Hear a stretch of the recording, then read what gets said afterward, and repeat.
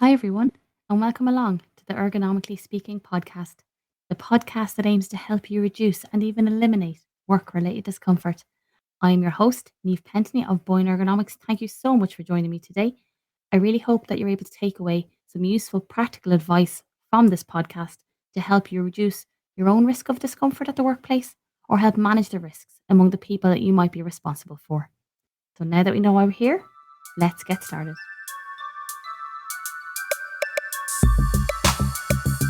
Hello, hello. Glad you could join me today for episode 12 of the Ergonomically Speaking podcast on what I think is a really, really important topic for anyone who has a smartphone, anyone who uses any kind of portable device, or has children that do.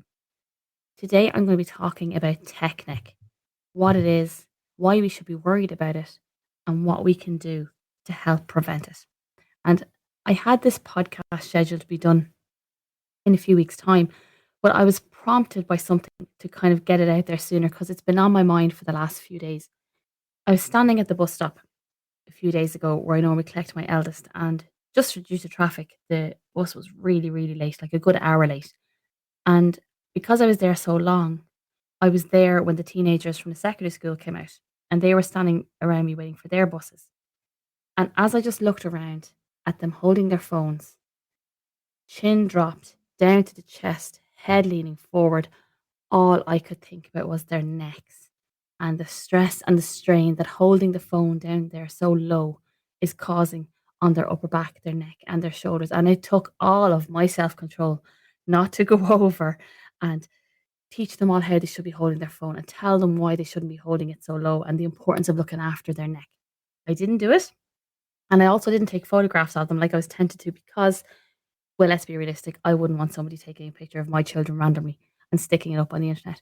But if you look around you, anywhere where there are people, you will see this posture in on buses, on trains, waiting rooms, anywhere there's people who are essentially waiting, cafes, everything like that. You will see this posture.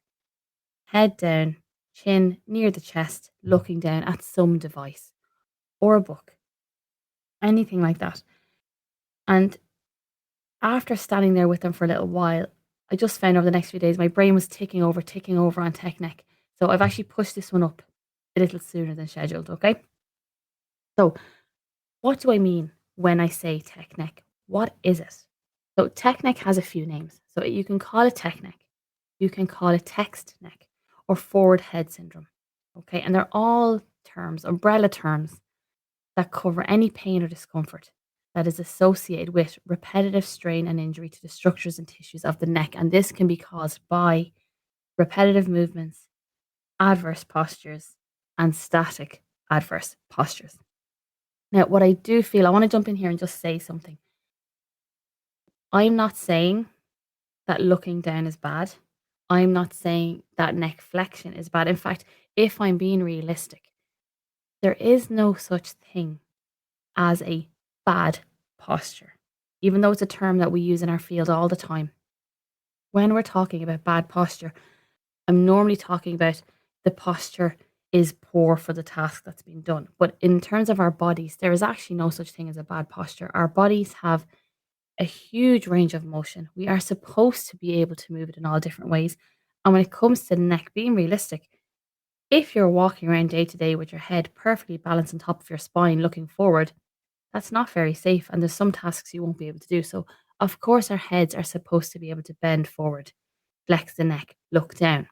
So, I'm not saying that that's the problem, but as you'll see further on, it's the amount of time we spend in this position that is now causing the problem. And tech neck or forward head posture, like it's not a new phenomenon. It's not that people only started looking down when we suddenly got smartphones and all this technology. There's been hobbies and jobs for years and years and years and years that require people to look down. So whether it's when somebody is making something or reading, needlepoint, there's so many, prepping your dinner, sorting out things, sorting out clothes. There's loads of activities, hobbies, jobs that we do during the day that require us to look down. But nothing is having an impact on the neck, and nothing is causing us to have these kind of head down, neck flex postures as much as technology. So that's why it's called tech neck now. It's not a new phenomenon, but it is on the increase. Okay. So when we look at the spine itself, tech neck usually affects the cervical spine, the neck. When I'm talking about the neck, I'm talking about the top 7 vertebrae of the spine. Okay. Now, and it is very, very flexible because it has to be to allow for movement of the head, and to be able to balance the spine where it, or sorry, balance the skull on top of the spine where it should be. The neck itself should always have a slight inward curve, like the lower back. So it should curve inward. We call it's a lordotic curve inward, and that is to safely balance out the weight of the skull and the curve of your mid back, your thoracic spine. So remember, as I said before, the spine is curved to allow you to safely move in different directions and to manage the weight of the body in the upright position. So that's why our spine is not, ramrod straight. So the neck is supposed to have a slight inward curve. Okay, now when it comes to the head, on average, the head weighs about 5 kilos. So if you're standing there, you're upright, your head is balanced on top of your spine, and you're looking straight ahead, the neck, the shoulders, the upper back, they can easily support your skull and regular head movements because that's what they're made to do. As you start to flex the neck and start to bend the head down, look down, your upper back, neck, and shoulders not only have to try and maintain stability and manage that 5 kilo weight of your head, but you also bring in the force of gravity is now going to start acting on the head because you're moving away from the midline. Okay. And that increases the load, the muscular work that the upper back, neck, and shoulders have to do. And the more you look down, the more work they have to do. Okay. And this load can increase. So they have, of course, done studies. If you're looking down and you have about 60 degrees flexion, the load that your neck, shoulders, and upper back have to try and manage goes from 5 kilos to 27 kilos. Now, nothing has changed with your head. Your head's still your head, but the angle has changed. You're leaning down, and the neck, the back, upper back, and the shoulders have to work harder. So, this is why we're concerned. And the reality of it is, again, as I've said before, looking down is not bad. Like your neck is supposed to have that range of movement. But what is bad is that with mobile devices, your laptops, your tablets, your phones, people are looking down for longer, which means that the neck, upper back, and shoulders have to maintain this level of work for longer. The tissues are under strain for longer. Plus, it's now more repetitive because it's not a case that you just sit down with a book for an hour and then off you go and do something else. Because of smartphones, because everything is so accessible, these movements are becoming a lot more frequent and a lot more repetitive. Okay. So the longer you're looking down, you're compressing the discs in the cervical spine. You can restrict blood flow to the head, and the ligaments and the tendons have to stretch. Okay. And this is just in the immediacy when this is happening. Okay. So why is it an issue? Well, as I said, it's not new to modern times. You've always had to look down. But the increase in teleworking, so your remote working, agile workers, home workers, hybrid workers, means that there is an increase in the use of mobile devices.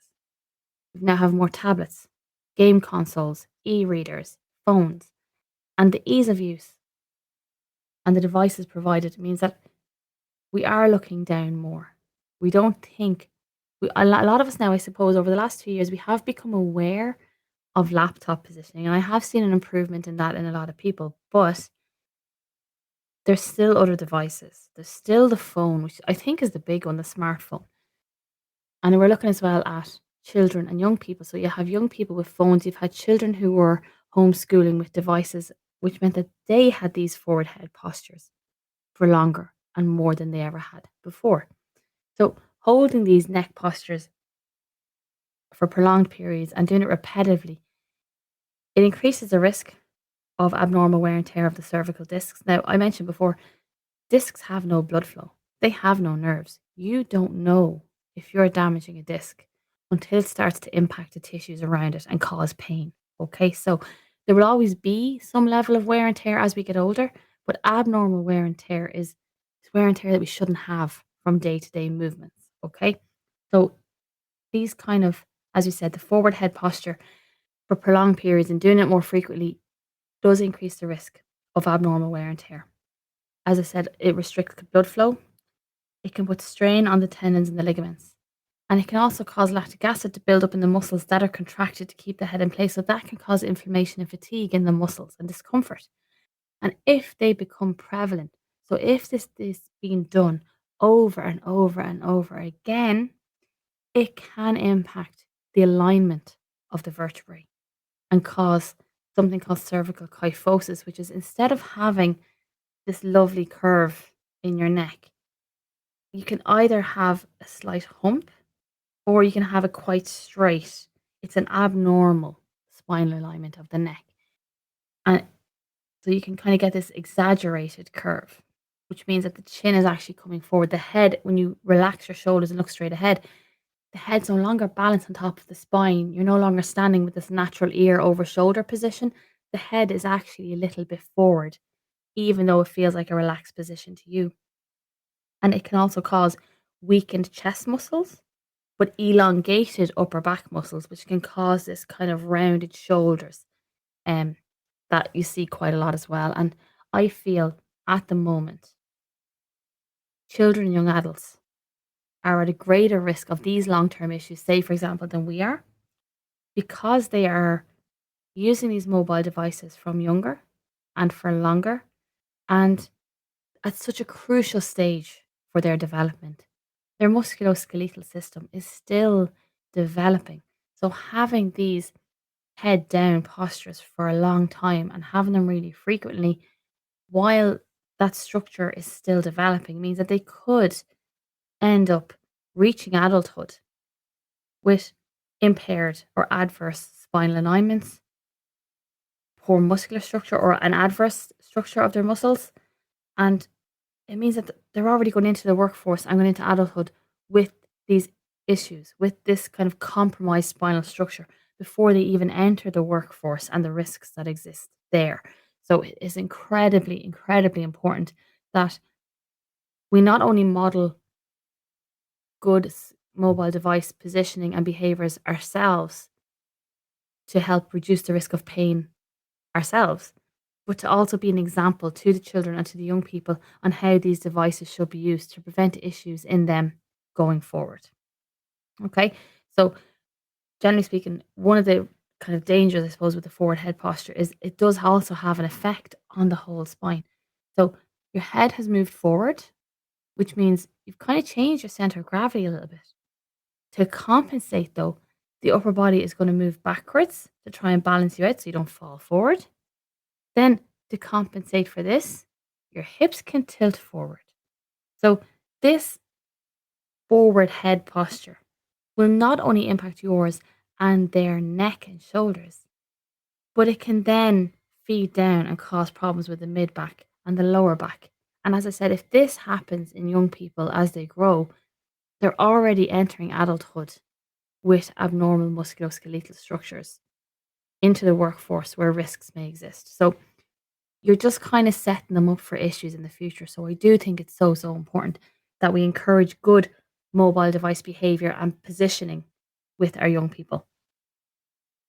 Now, what are the symptoms of tech neck? How do you know you have it? Or what signs might you see that you have it? So, like a lot of cumulative musculoskeletal disorders, this does not happen overnight. You don't wake up one morning having had full range of motion and no pain to being in severe distress. It starts as a niggle, as a mild discomfort, something you notice when you're using the device, but it goes away after a little while. The most common symptoms are a stiffness and a slight aching discomfort in the neck, the shoulders, and the upper back. Headaches can be a symptom. You might also notice a decreased range of movement in the neck. And this is one I notice um, myself sometimes. If I catch myself maybe on my phone a little bit too long and I'm holding it down and I have to correct myself, I can find I can have a decreased range of motion in my neck, especially when I try to rotate from side to side. You can get intense stabbing pains in the neck or shoulders. You can get pain in the neck when you look down. You get pain in your jaw. And you can also get a tingling or numbing sensation, a kind of neurological symptoms in the arms and hands and fingers. Because you remember, the nerves in the neck feed down to the arm. So if there's something happening in the neck that's compromising the nerves up there, you can feel it in your arms, fingers, and hands. That's just the short term. That's what you start to feel when the muscles are starting to get aggravated, when the structures are starting to get under stress and under strain. Long term, there are, of course, changes that happen and long term effects of technique. So, again, if you choose to ignore or kind of wave off these minor niggles and discomfort, it can lead to longer term issues if you don't put in place changes to address the issue. So, treating the symptoms is one thing, but if you don't address the issue, these symptoms can develop into long term problems. And this might include difficulty maintaining appropriate neck posture, which is your ear over your shoulder, when you're not looking at the device. So, as I said, when you think that you're standing upright with your head balanced on top of your spine in a nice neutral positioning, because of a weakening of the muscles across the chest and because the muscles across your back, upper back, sorry, can get a bit elongated, your head actually starts to come a little bit forward. So you're not in a neutral position when you think you are. As I mentioned, you can also get abnormal wear and tear to the cervical vertebrae and to the discs. So this can cause huge problems. If you get disc bulges in the neck and herniations, this can affect the strength and mobility in your arms and hands, and it can cause a huge amount of pain. So we have to really mind our vertebrae and our discs. You know, as I said before, we only get one spine. We really have to look after it. And any changes to the structure of the discs and to the spine can have huge effects on us. And then I said, you can also develop an abnormal curvature of the spine, leading to a humped back kind of posture with the head leaning forward away from the neck. And then, as we said, your whole spine will compensate for that. So that can cause issues with the mid back and the lower back. So always to be looked into if someone has lower back pain, maybe just check what their head positioning is like. Could forward head posture or technique be a cause or contributing factor? And I'm talking about this, and if you're wondering, do I have technique? What is my natural head posture when I relax? Is my ear over my shoulder? There is a quick test that you can do. So if you stand with your heels against a wall and just stand back, heels touching the wall, rest your back on the wall, and let your head relax into what you think is your neutral head position, looking straight ahead. If the back of your head does not touch the wall, then it is likely that you have technique or forward head posture. And this could be due to an imbalance in the muscles, or it could be due to a change in the structure, but it definitely means you have forward head posture. It's a really, really quick test that you can do to see if it affects you. And another one is just to stand side on in the mirror and just let your shoulders relax, look straight ahead. Is your ear over your shoulder? If it's not, if the ear is coming forward, if the upper back is rounded, it's likely you have some effects of technique. So, what can we do to treat it? What can we do to prevent it? Because, like a lot of things, when it comes to the musculoskeletal system, we can address it and we can correct it. So, number one is always to address the root cause of the problem. No point treating the symptoms if you don't address the cause, okay? So, for example, if you work at a computer, make sure all your monitors are positioned correctly, including the laptops and tablets. Any devices that you use for work should be in your eye line when you are sitting upright and looking straight ahead. If you have to look down at it and you use it a lot during the day, this can impact symptoms in your neck. So, firstly, make sure any screens that you're using are at the appropriate height. This is the same in gaming. This is the same if you use a computer for, to edit music, or if you're using it just as part of your leisure.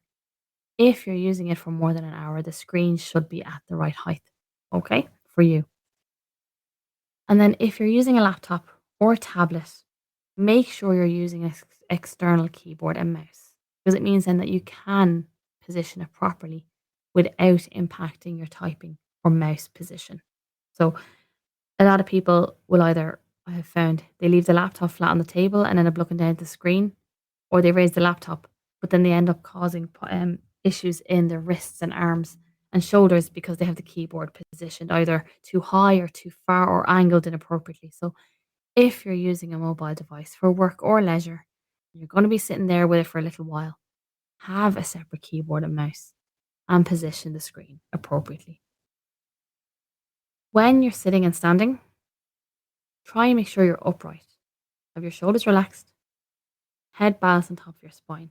A good guide, as I mentioned before, is your ear over your shoulder, over your hip. That's generally how we are supposed to be aligned. If we can't get that alignment, it's very likely due to muscle imbalances, which can be corrected. Um, when you're using a mobile phone, I feel they should have a big flashing lights because this is the biggest one for everyone. When you're using your phone, bring the phone to you instead of bending your head down to the phone. Okay, if you're at a desk, put the phone on a little stand. Even though you might not use it for work purposes, you do look at it a lot during the day. So when using a phone, bring the phone to you instead of dropping your head down to the phone. Very simple change, but it can make a huge, huge difference. Okay, because of the amount of time and the frequency that we look at our phones. So definitely always bring the phone to you.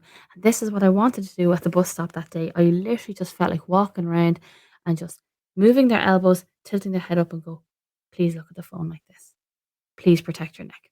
But I didn't because I couldn't. I didn't want to be that weirdo. But if you're listening or you're looking at your phone, you're scrolling, you're doing messages, whatever it may be, bring the phone to you instead of dropping your head down to the phone. Importantly, take breaks. Any static posture, as I said before, there's not really, in day to day, there's no such thing as a bad posture. But holding certain postures, any postures for too long, does increase the risk of strain. More so when you're in what we call the adverse posture, or when the posture is being held outside of the neutral range of movement for that joint. So put the phone down, put the tablet down, leave the chair, get up and go do something. Once every 20 minutes, once every 30 minutes, just leave the chair. And I'm talking even in leisure time. Okay. Don't be sitting scrolling on the phone for 20 minutes, an hour. Get up and move around. Go do something else and come back to it. Whatever's on the phone will be there when you come back. Whatever piece of work you're working on the tablet or on the laptop, it will be there when you come back. But your body will thank you. The benefits are so enormous to the body to taking these micro breaks from any static position. I don't just mean when you're sitting working at the desk. Get up and move around. Take your joints out of these um, adverse postures. Get them back into their neutral posture and move around. Use exercise and stretching to both strengthen the muscles in the neck, the upper back, the chest, and to release tension in the muscles. So, whole body movements I find are really good for this, like you're walking, you're jogging, you're swimming, especially cross trainer. Pilates and yoga are also fantastic for building up that bit of strength in those core deep stabilizer muscles that we use and helping to relieve the tension. Because remember, aside from the postures that we hold when we're using the devices, a lot of us hold our stress and our tension in our neck and shoulders too. So you could have this to contend with, as well as the strain from looking at the phone and looking at the devices. So exercise and stretching can help. If you're really concerned, go to a physiotherapist and ask them for exercises, or go to the gym and discuss this with your trainer. Get specific exercises to do to target those areas to help improve your posture in the upper back, neck, and shoulders, and bring yourself back into alignment if you feel that you do have a bit of forward head posture and your upper back is slightly rounded, the shoulders are rounded when you relax. It can be addressed, it can be corrected. And of course, regular stretches during the day and gentle movements during the day can help. So I often find in between virtual calls, once I hang up the Teams call and the camera is off, I will often just rotate my neck side to side, gently looking up, gently looking down, doing a couple of gentle neck exercises as I walk around, rotating my shoulders. I'll swing my arms. I'm always trying to take the tension out of my upper body because just everybody has it in this day and age because of our jobs and because of devices. Everybody has it. But regular, gentle movements during the day can really, really help. And of course, if you're concerned, seek professional help. If you're noticing symptoms, go to an expert or have a look around at what you do and check your behaviors to try and address the root cause. But go seek professional help, especially if you notice that the symptoms have started or they're worsening and they're preventing you from sleeping or affecting your ability to just carry out your day to day activities. Because once we get to this point, it's gone too far and you really, really need to address it.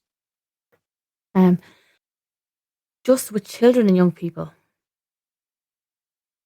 really, if they're using devices, try and encourage safe postural habits. So use tablet holders, use laptop stands, use extra cushions, whatever you need to be to increase the height of any screen that they're using. So be it the switch, a tablet, a small phone, whatever it is they're using, encourage them to, if they're sitting, sit back, let their back be supported.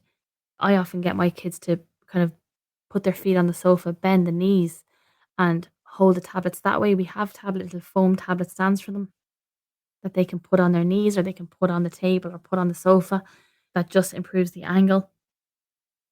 Anything to discourage prolonged periods with the head looking down.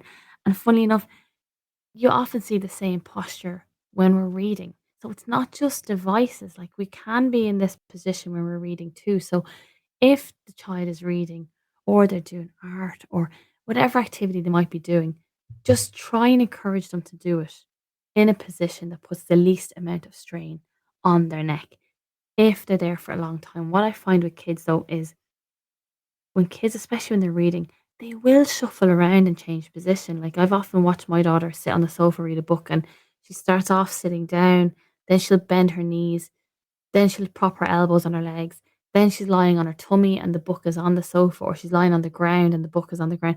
They will move around, but just try and firstly encourage good positioning, and then secondly, model it yourself. And not only the positioning, but the frequent breaks that you yourself, they don't see you sitting there spending huge prolonged periods on these devices, that you are modeling what you're trying to encourage them to. And because they're still developing, the benefits of this are huge. Hard to implement, I know, but the benefits are huge. You are sending them into adulthood with the appropriate spinal structure and musculature structure. So we're just helping reduce any issues in the future with them because this is such a critical time of the development. Another thing you can do is to use timers. So especially with younger children on devices, of course, you can set in the parental controls, you can set limits to how long they can continuously spend or how much they can be on the tablet for the day. We use timers in our house. I have little countdown clocks and they know when they get the tablet, we put the timer on. Now that's not always effective because they have gotten clever and I have caught them adjusting the timer sometimes, but you have to love a trier. But anything like that to just try and build in the habit of not being in prolonged positions is good. And also encourage participation in sport, exercise, physical play, anything that gets the body moving and helps with good, healthy musculoskeletal development because that can help counteract the effects of poor positioning when they're using devices. Now, as I said, in reality, we have never gone about our day to day life with our heads always perfectly balanced on top of our spine because it would be totally unsafe and impractical. Okay. We are supposed to move our head, we are supposed to be able to look around.